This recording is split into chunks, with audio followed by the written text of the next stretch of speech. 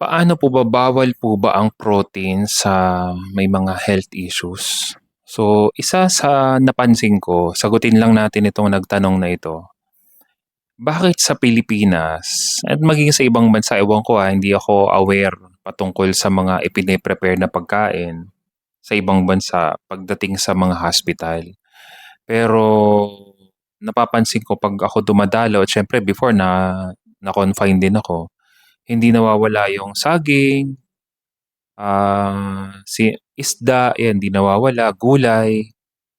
Pero bakit gano'n? Parang hindi nagkaroon ng pagbabago do'n sa ipine-prepare na pagkain sa atin pagdating sa mga hospital. Siguro ba dahil 'yun lang talaga yung, budget?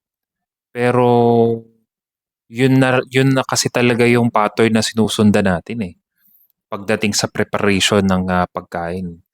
At kadalasan sa'tin naalala ko no'n ang tatay ko, sa amin, sa family namin, ewan ko sa iba, basta makakatikim kami ng karne, Sabado o Linggo, dun lang kasi makakapamili. Dun lang daw may katay ng baka. So, basta lagi kami it's either sinigang na baboy o nilagang baka, maalin diyan. At dun lang kami talaga makakatikim ng ano, so very rare. At kapag karne talaga, ibig sabihin ay medyo may pera. Pero from Monday, sardinas o tuyo o isda, pero pagdating talaga ng Sabado o Linggo, matik na 'yan. It's either nilaga o, sinigang na baboy. Pero kung, iisipin nating, mabuti, kung bawal ba ang, protein sa mga may health issues, hindi po. At ang nagpapatunay na nga po niyan ay si Dr. Willie Ong na sinabi niya sa kanyang, vlog na dapat pala more on protein ang kinakain natin at less lang ang gulay. So, siya mismo ay nagkamali sa kanyang tinuro for the longest time na sinusundan naman ng napakaraming Pilipino. Pero siya, hindi siya nasolusyonan, even ang kanyang asawa, may mga health issues pa rin sila. Hindi naman nasolusyonan yung kanilang mga sakit at karamdaman, nabubuhay na rin lang naman sila saan?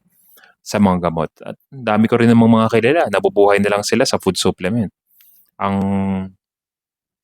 sa mga gamot, ang rason nila, may gamot naman, may food supplement naman, kaya okay lang kahit anong, kainin nila. Dahil nga siyempre 'pag ginugol naman natin, matatakot naman talaga tayo, Sino ba namang magsasabi na,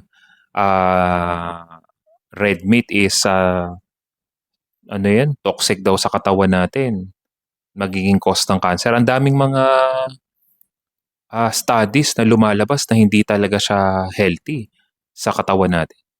So ako na po nagsasabi po sa inyo, marami na po tayong natulungan regarding sa mga iba't ibang mga health issues na inayawan ng mga doktor at even mga doktor na mga kilala natin ay sobrang dami na po mga doktor na sinusubukan na mga nutritionist na ito na, carnivore way of eating, ang pinaka-fit sa lahat ng klase ng uri ng sakit to reverse ang kanilang mga karamdaman.